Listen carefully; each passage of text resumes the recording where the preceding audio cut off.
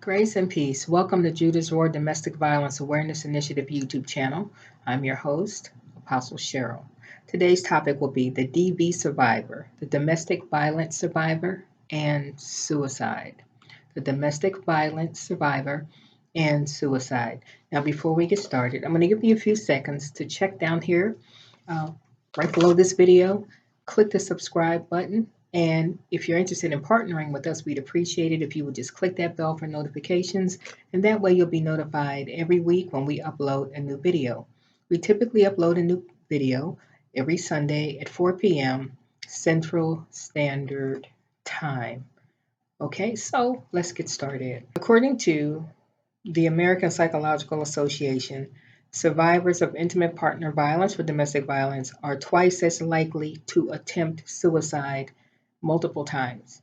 According to the APA, survivors of domestic violence are twice as likely to attempt suicide multiple times. Now, what is suicide? Suicide is the intentional taking of one's own life. The intentional taking of one's own life to kill oneself on purpose. Okay?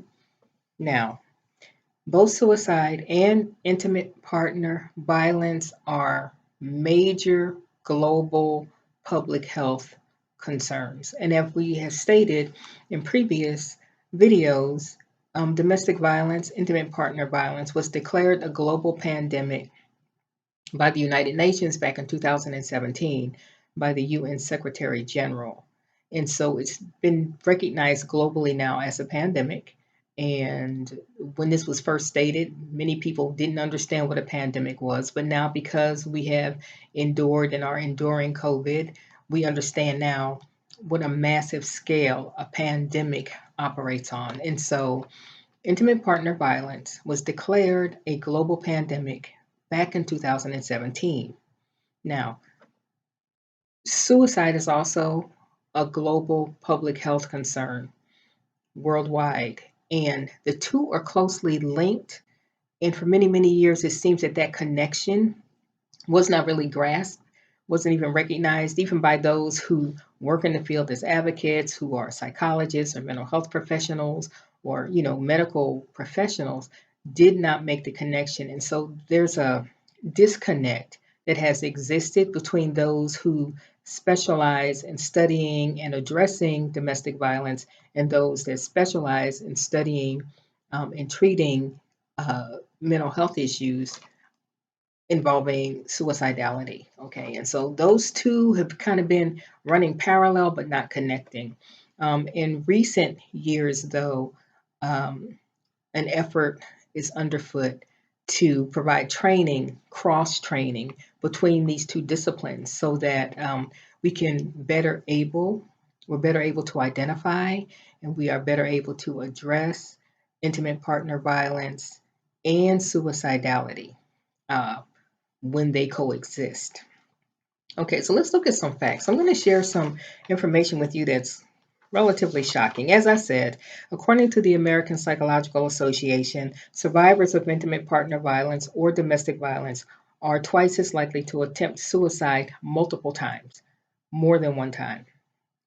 Also, cases of murder suicide are most likely to occur in the context of abuse. And so, um, over the past few years, there appears to be an increase in murder suicides, and this may just be because it's being reported more frequently. But there seems to be this escalation in murder suicides, and typically when murder suicides occur, they occur within the context of abuse. Even in those instances where you have workplace violence, where you may have a disgruntled worker return to the workplace and shoot people in the workplace, oftentimes they have a history of domestic violence at home. And then you have instances where you have people come into the workplace and commit murder suicide, and it's a domestic violence related instance where the abuser has sought out the victim at work and murdered them. Okay, and so there's a lot that we need to grasp and we need to understand, but it's vitally important that we are educated and that we understand the ramifications and that we understand what the risk factors are. And we'll get to that in a few minutes. Domestic violence is a factor in up to 1/4 of the female suicide attempts. So, in up to 1/4 of female suicide attempts, domestic violence has played a role, either currently or historically in their history. Female victims of domestic violence have 8 times the risk for suicide, 8 times the risk. And so, being subjected to domestic violence, experiencing domestic violence uh, increases the likelihood that suicide will appear at some point in their process to be their only way out. Okay? 50% of battered women who attempt suicide make multiple attempts. And so we said that they're twice as likely to attempt suicide multiple times. And this statistic says 50% of women who are beaten, who are abused, and attempt suicide make multiple attempts. We speak about pregnancy and intimate partner violence in a video that we recorded not too long ago. So do feel free to go back and check that out. But 20% of pregnant female victims attempt suicide. So there's that aspect of the domestic violence that the perpetrator is inflicting directly on the victim. And then there are 20% of pregnant female victims who attempt suicide because, again, this is what they view as their only way out. How have we been missing this? In past years, you have people who are committed and dedicated medical professionals. You have people who are committed and dedicated mental health professionals. And we've been dealing with these issues like in a silo. And by that, I mean that if a patient reports to a mental health professional and they state that there is violence in their relationship, that they are a domestic violence victim, there's a tendency, because this is how we've been trained, but there's a tendency to focus on the violence and to even focus on safety planning, building self esteem, et cetera, et cetera.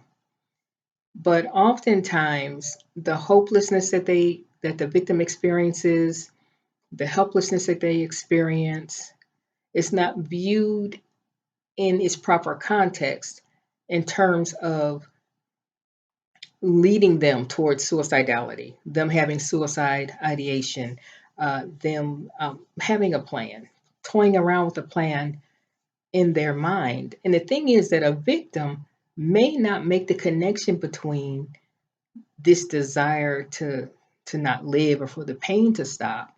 They may not make the connection between that and the abuse that they are experiencing, because one key component of domestic violence is to convince the victim that they are in fact the problem. Okay, so they may miss that connection altogether, or they may be aware of the connection and so ashamed that they don't even bring it up. And so, one key way that I think those of us who are advocates, those of us who are mental health professionals, and even those who are in the medical profession can move progress forward in this area in linking these two disciplines is to ask specific questions about domestic violence routinely, routinely when a patient presents, no matter what they present for. Because often, if you don't ask the question, they will not bring it up. And as I stated previously, either because they simply don't recognize it, or they don't make the connection, or they're so embarrassed and so humiliated that they will not, or they're fearful of the abuser and they will not. Okay? Now, the flip side of that same coin is this. A patient may present and because they are suicidal or because they have had a suicide attempt. And if the mental health professional doesn't ask specifically about domestic violence, there may be other things in the victim's history that predispose them to domestic violence that they attribute to being the root cause of their suicidal ideation or their suicide attempt. For example, if I were to go present to another mental health professional and I were to say, well, I'm having suicidal thoughts, which I'm not, but if I were to say that I'm having suicidal thoughts, um, They would ask me about my history, and maybe I could say, well, I grew up in a household where my father was an alcoholic, and et cetera, et cetera. They could then go down that rabbit hole and not even ask me about my current relationship or my recent history or my history as it relates to domestic violence. And so that could be missed altogether. Therefore, the connection between the domestic violence and the suicidal ideation or the suicide attempt can be missed altogether. Okay, so it's important that we continue to work on cross training and educating one another in various disciplines so that we are able to do a better job of identifying victims and intervening early on. Let's talk about some risk factors. Risk factors. Some of the root causes of suicidality must be identified and addressed. And so there are things that predispose us to victimization in terms of intimate partner violence. There are things that we experience that kind of set us up, make us good targets uh, to become victims. It can be rooted in a childhood trauma and exacerbated by the domestic violence, right? These suicidal thoughts can be rooted in a great loss that was experienced as a child, the trauma that was experienced in childhood that's not been addressed adequately, if at all, which then sets us up and predisposes us for relationships that are riddled with intimate partner violence. So it could be that we had a childhood trauma and then we got into an abusive relationship and that made things worse and we become suicidal. There could be a history of mental illness. There could be a history of mental illness in the family. There are some mental illnesses that their onset is typically in adolescence or in early adulthood. And so, if there's a family history of mental illness, that could be an exacerbating factor, a pre existing factor that makes us more susceptible to entertaining suicidal thoughts. Okay. Um, a history of substance abuse, which typically means there's a history of some other trauma or some other loss or a familial history of substance abuse, which creates either an absence um, in parenting or dysfunctional parenting or children raising themselves, pretty much. Um, Spiritual health also is important. And so a person's faith, where they place their faith, if they feel that they are the end all be all, um, that's a little disconcerting if you're engaged, trapped in a domestic violence situation because it's something that you feel you have no control over. And so if there's nowhere to go outside of yourself, that would absolutely cause feelings of hopelessness and helplessness. So our spiritual life is also important. Where do we place our confidence? Do we believe in a power that is more powerful than ourselves? That is that knows more, right? Um, or are we it? Or are we it? Okay, so it's all about perspective. So it's important to understand the implications of suicidal ideation in pregnant women and women who are postpartum. The best way that we can help them is to ask specific questions about their depression, about their anxiety, about their sadness. What are some of the things that you can look for? Has their sleeping pattern changed?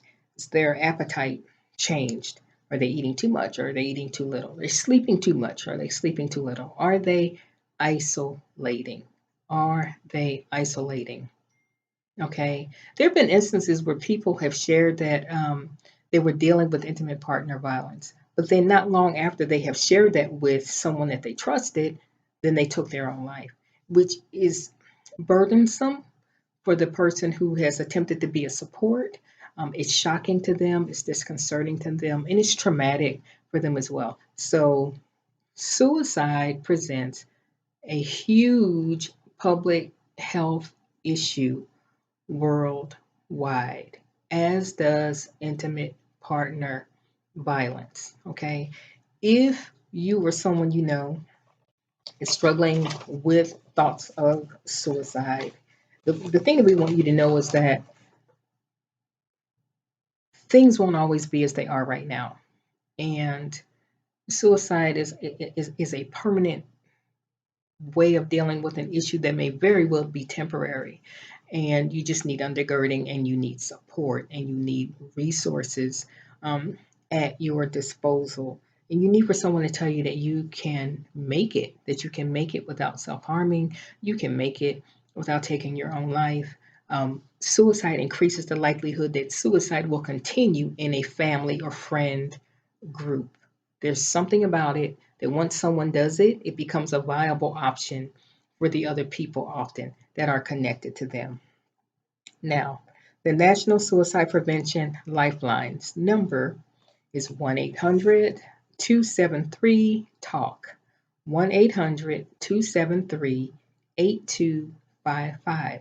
And if you're a veteran, as I am, and you are struggling with mental health issues, you are contemplating suicide, the Veteran Crisis Line is that same number, 1 800 273 TALK, 1 800 273 TALK, and then press the number 1. This is Apostle Cheryl with Judah's Roar Domestic Violence Awareness Initiative YouTube channel. We've been talking about the relationship between suicide and intimate partner violence. Feel free to subscribe to this channel. Check the description box for other ways that you can partner with us in our quest to end domestic violence worldwide. We have confidence in you. We know that no matter what you've been through, you can make it. There is support out here, there are resources out here. Be good to you. Stay safe. Don't give up. Keep going. Hold on one more time. Blessings to you.